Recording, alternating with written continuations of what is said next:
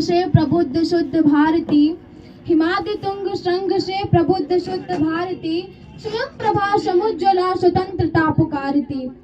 यहाँ पर उपस्थित संस्था के संस्थापकगण, समस्त अतिथिगण, मेरे शिक्षकगण एवं मेरे प्यारे सहपाठीगण, मैं स्नेहा मिश्रा 26 जनवरी के शुभ अवसर पर आप सभी के समक्ष देशभक्ति के विषय में अपने कुछ विचार प्रस्तुत करना चाहूंगी।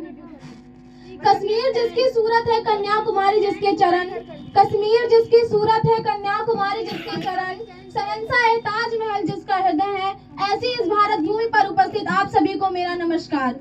मैं भारतवर्ष का हरदम अमिट सम्मान करती हूँ, मैं भारतवर्ष का हरदम अमिट सम्मान करती हूँ। यहाँ की चांदनी मिट्टी का ही गुणगान करती हूँ, यहाँ की चांदनी मिट्टी का ही गुणगान करती हूँ। मुझे चिंता नहीं है, मुझे चिंता नहीं है स्वर्ग जाकर मोक्ष पाने की, क्योंकि तिरंगा हो कफन मेरा, बस यही अरमान रखती हूँ, बस यही अरमान रखती हूँ।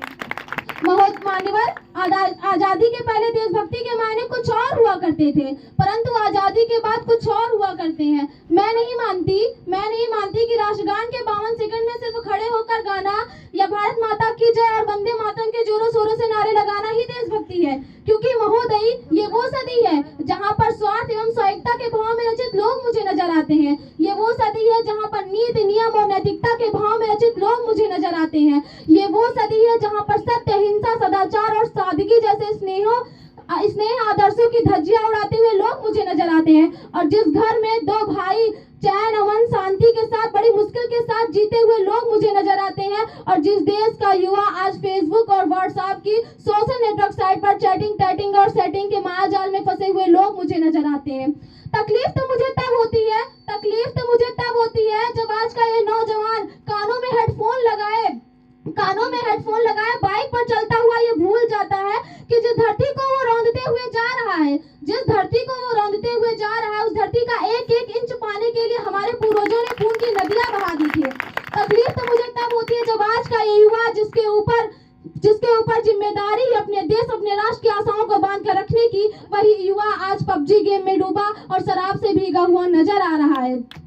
महोदय, आजादी के पहले की बात कुछ और थी। मैं नहीं मानती कि सेना में भर्ती होकर सिर्फ वीर सिपाही बनना ही देशभक्ति है, क्योंकि आजादी के पहले की बात कुछ और थी, जैसे कि रानी से लेकर शहीद वीर आजम भगत सिंह तक, स्वतंत्र सेनानी वीर सावरकर से लेकर महात्मा गांधी तक, इन्हें हम अपनी देशभक्ति कहते थे। परंतु आज आजादी के बाद मायने बदल गए हैं। यदि मैं आज देशभक्ति कहूँ तो किसे कहूँ? जो अपने देश के प्रति समर्पण का भाव रखे तो वो है देशभक्ति, कर्तव्य पालन का भाव है देशभक्ति, धर्म लोकता को पछाड़ कर ईमानदारी से किया गया हर काम है देशभक्ति। यदि गरीब बीमार बुजुर्ग को दवाई दी जाए तो वो है देशभक्ति। यदि कोई शिक्षक अपनी अध्यापक को पूरी ईमानदारी के साथ पढ़ाए तो वो है देशभक्ति। यहाँ तक कि राष्ट्र निर्माण का पहला सोपान है देशभक्ति। हर देशद्रोही के जीवन में आने वाला तूफान है देशभक्ति, ताकि हर देशद्रोही ये समझ सके कि अगर तू परिंदा है तो ये आसमान तेरा है, अगर तू परिंदा है तो ये आसमान तेरा है, अगर तू दरिंदा है तो ये शमशान तेरा है, और भाईचारे से रहना है तो रही जमीन पर, वरना यही कब्र भी तेरी और यही कब्रिस्तान तेरा है, और यही कब्रिस्तान तेरा है। मोह निद्रा में सोने वालों, अभी भी वक्त है, जाग जाओ कि इससे पहले तुम्हारी ये नींद राष्ट्र को ले डूबे। भाषा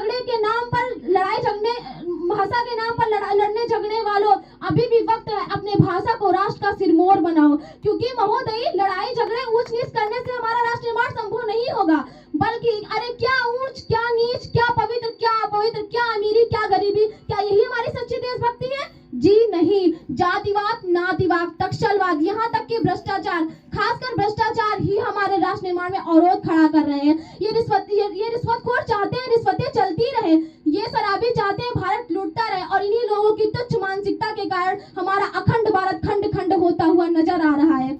और इन्हीं देशद्रोहियों के लिए मैं जरूर कहना चाहूंगी कि हवाओं में जहर घोलने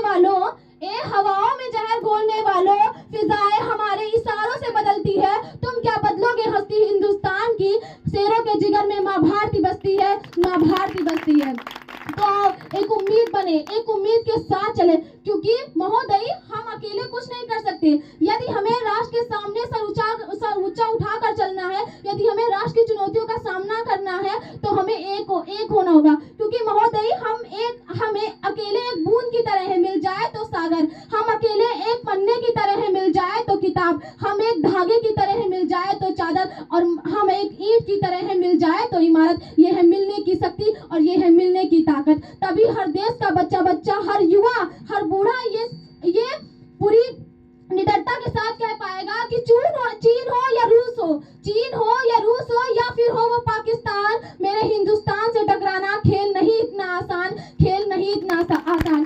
अंत में मैं यही कहना चाहूंगी कि ए युवानों, हमें ऐसा भारत देश बनाना है कि हर धड़कन ठहरे, हर इंसान का मन ये कह दे कि नेक है भारत, एक है भारत, नेक है भारत, एक है भारत, श्रेष्ठम से भी श्रेष्ठ है भारत। तो आओ एक संकल्प करें कि आजादी की कभी शाम नहीं होने देंगे, आजादी की कभी शाम नहीं होने देंगे, शहीदों की कुर्बानी बदनाम नहीं होने देंगे। और यदि बची हो एक बूंद भी गर्म लहू की, तब तक भारत माता का आंचल नीलाम नहीं होने देंगे, नीलाम नहीं होने देंगे। मेरी वाणी पे सोचिएगा जरूर। जय हिंद, जय